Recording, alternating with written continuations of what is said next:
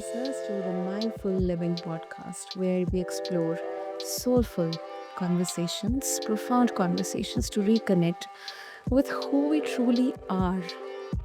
I'm your host, Sana, and today's episode, well, listeners, it's a gentle yet powerful invitation to all of you to realign with the sacred feminine and listen deeply to your inner rhythm, which can be a gateway for transformation, whether it's in your health or your relationships or your work as well. And to help me, joining me is the radiant Kalen Olson. She's a sacred beauty guide, and her journey from corporate and education roles to deeply embodied spiritual leadership. It is nothing short of inspiring for all of us. And after losing her father, Kaylin began a journey inward. She discovered the truth that presence, beauty, and intention, they could radically reshape life. And today, on this episode of The Mindful Living, we'll try to understand how reclaiming our rhythm and also honoring the sacred within us, it can shift our outer world as well.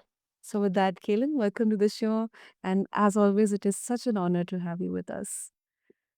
Thank you so much, Sana. Delighted to be here. Okay. So, Kaylin, for all of us, I'll be very frank. Even I have a very little much idea about this. So if you can help us understand what exactly sacred feminine is, and how can someone begin that journey to explore the sacred feminine within them, especially if they feel disconnected. Wow. Yeah, what a beautiful question. The sacred feminine is something that's alive and rich in many traditions, whether that's in, Celtic roots or, teachings of Lakshmi or weaving in, you know, I believe Jesus's wife, Mary, and bringing this weaving this tradition back in to the way we think about and be with the stories that can enrich us and teach us a unique way of being in the world. That is beautiful. That is beautiful. And um, is this something like that has already been existing within us, or we need to kind of dive deep through channels or modalities to explore this? Yes. So you can often think about one of the gateways really being, when you're out in nature and there's this tremendous radiance and beauty that exists out in nature. And in addition to the beauty, there's rhythmic cycles of creation, of springtime, of renewal, of the death that winter brings, as well as attuning to the trees and the wisdom of the leaves falling and everything regenerating. And so, this cyclical way of living and being is Mhm. all around us. And yet, we can get disconnected from that sense of inner rhythm that lives inside of us, just like out in nature, because we have such a busy world. We all have electronics now and we have different ways of connecting, but that doesn't mean that we can't come back to and find that inner rhythm. And so it exists in the beauty in nature, but it also exists when we are able to go within ourselves and connect to that ancient wisdom. And I love doing guided meditations, imagery around trees. And there's so much rich wisdom from nature that sacred texts have shown us so much symbolism of nature that we can really bring that into our own guided practices in order to restore and awaken that ancient wisdom that lives inside of us, just like it does out in nature. I agree. I agree. Oh, wow. And you often speak about reconnecting with our inner rhythm. So, in a world that pulls us into external noise, and we kind of feel that we are lost. We are just going through the day and night. We are waking up, doing our work. We don't even remember what we had in our lunch or breakfast, or maybe yesterday in dinner. How can we begin to truly listen to the whispers, the subtle cues of our body, heart, and spirit? Yes. So, one practical way that's really accessible is no matter where you live, if you live in a house or an apartment, we all can have access to going outside. And so, for most of us, we can go out and be with the sun in the morning. And, throughout our day, it can be helpful to take a walk, but also being outside in the evening can really help to start that rhythmic connection with nature.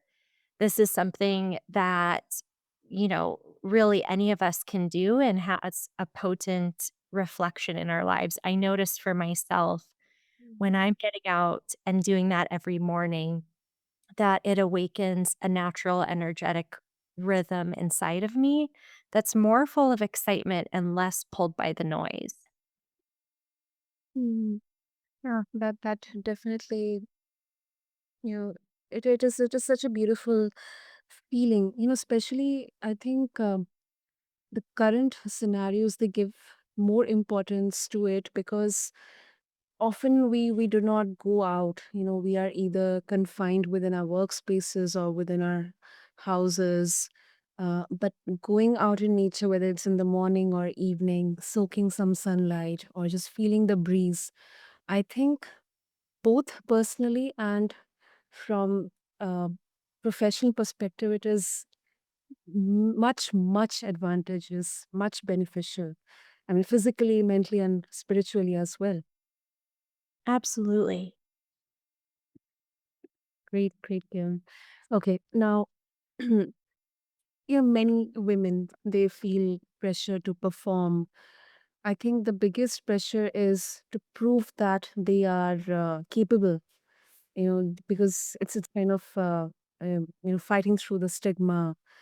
So, how can cultivating mindfulness and presence help women shift from this performance into authenticity, especially in whether it's in relationships or in our careers?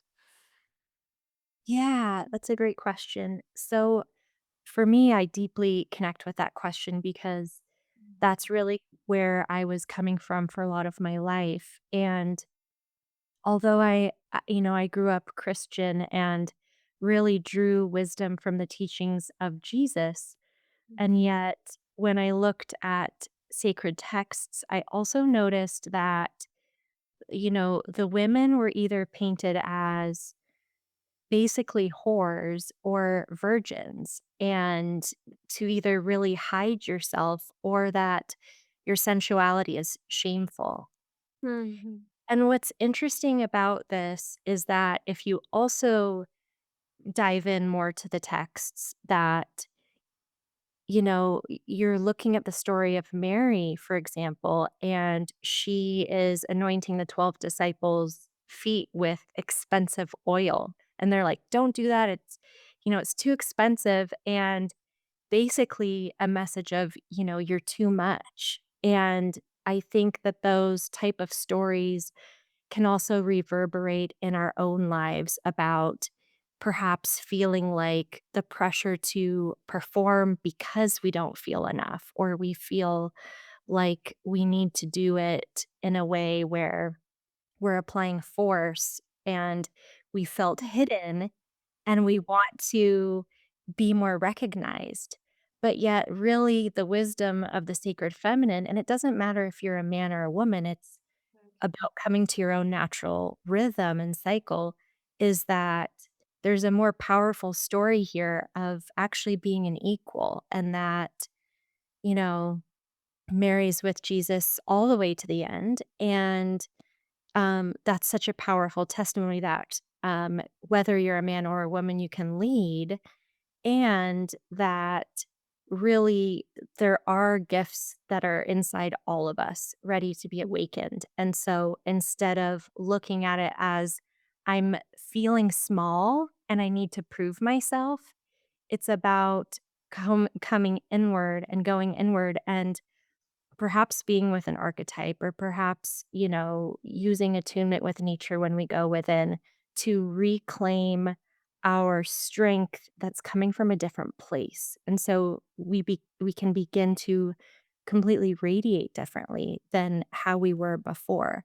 I think power is in love and it can be in softness and it doesn't have to be so performative and so loud, actually.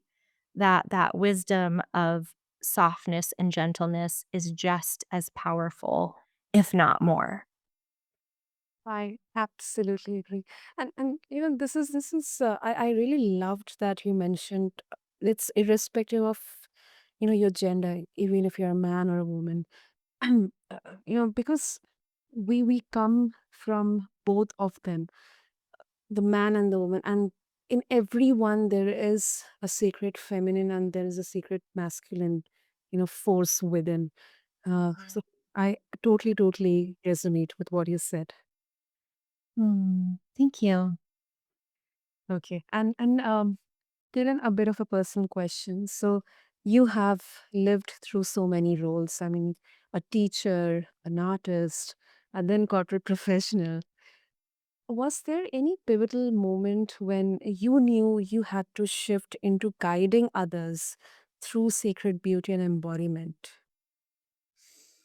Mm, yes. Yes, there was.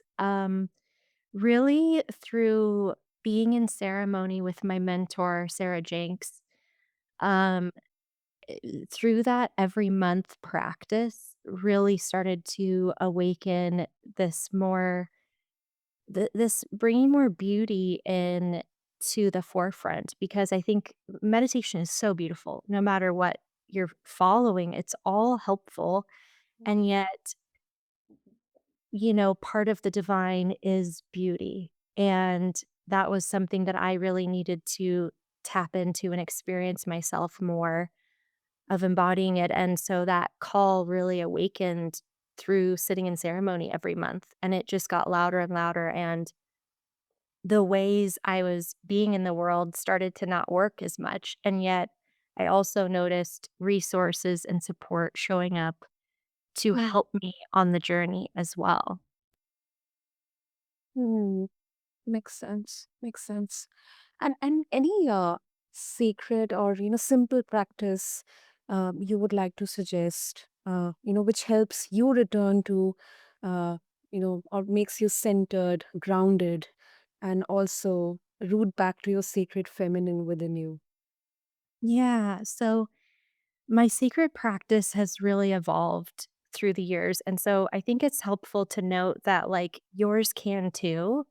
And so sometimes that can mean setting aside time in the morning. I think the morning is so potent because it's really setting up your vision of the day. And so having that time set aside where you can either read a sacred text and meditate on the wisdom there Mhm. can be profound.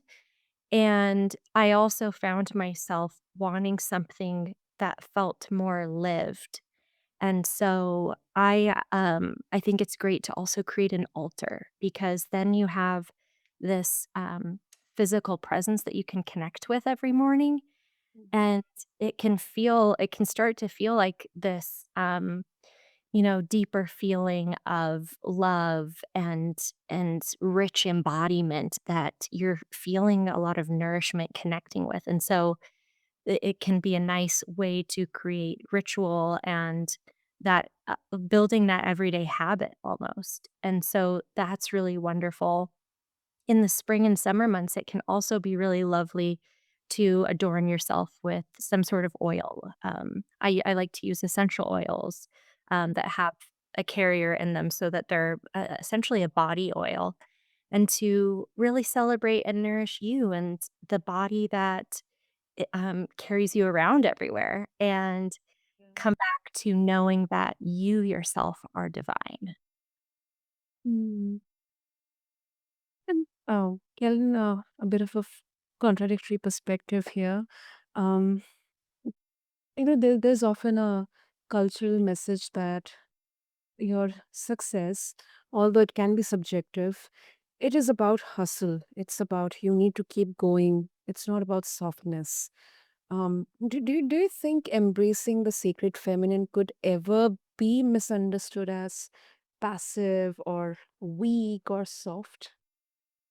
Yes, and I myself felt that way, and I think that's why I was afraid of it. And the invitation there is to really think about a tree and to recognize that, for so long we've actually overcorrected into the masculine where it is that immense amount of pressure to create something without the pleasure, joy, laughter, softness. And yet, what the sacred feminine is inviting people to is to have a relationship with both strength and softness, that both can coexist to create a new framework. And so, thinking about just like the tree has a strong roots and it has a strong trunk, that's the structure. It also allows the beautiful unfoldment of delicate flowers that both can coexist, and that softness doesn't necessarily mean no structure and no fortitude. Hmm. Yeah, that makes sense.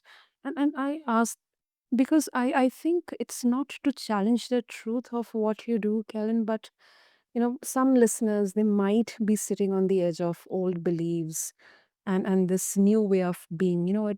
Because yeah, sometimes we can get into a dilemma. So I think this definitely needs to be discussed upon. And of course, before we wrap up, Karen, if our listeners would like to connect with you and explore more about embracing, exploring the sacred feminine within them, and then also um, the inner rhythm within them, what's the best way to do? Will you repeat your question, please? Yeah, so if our listeners would wish to connect with you, what's the best way to do that?